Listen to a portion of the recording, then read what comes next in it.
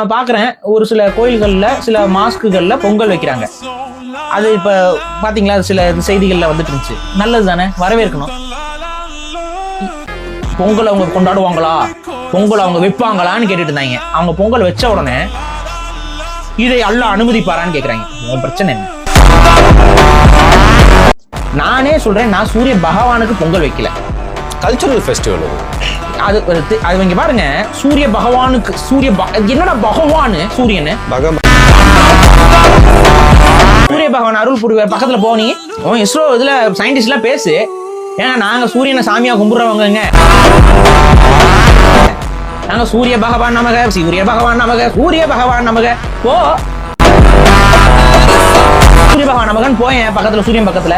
சூரியன் வந்து அப்படியே உங்களை வேற அரவணைச்சு அப்படியே அருள் பாவிச்சு அனுப்புறாருன்னு பார்ப்போம்.